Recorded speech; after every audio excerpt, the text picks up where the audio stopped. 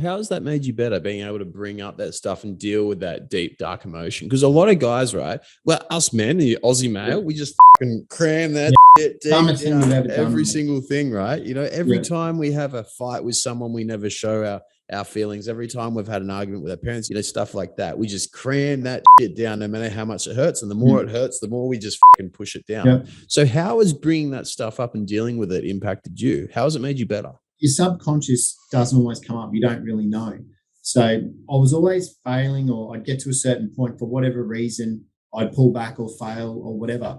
And what I've now realized is it was a deep subconscious thing. I don't know how it came about, but it's obviously an accumulation of things over time that just kept building and building, and I just kept pushing it away. And then obviously a few things in my life that's come up and just exploded.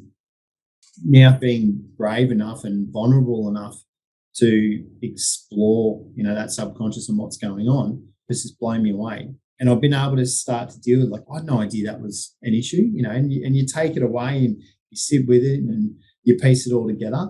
And you just know that, okay, well, that was one thing that was holding me back that I had no idea about, but I've now addressed it.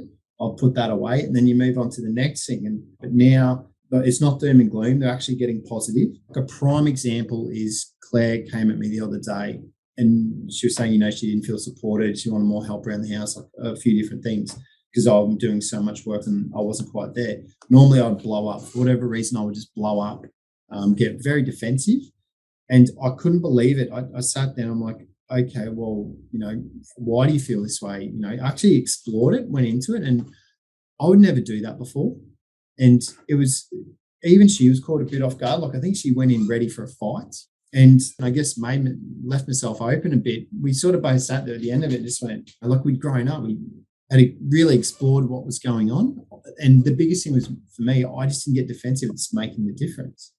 That's a game changer, man. I mean, what you're describing there, like, whenever we get defensive, it's because we have an insecurity. We have something which is like within us where we feel like vulnerable to attack. And that's why, particularly like with our loved ones who are close to us, we try and be more vulnerable to them. But that's why we also like get angry with them more and can get defensive.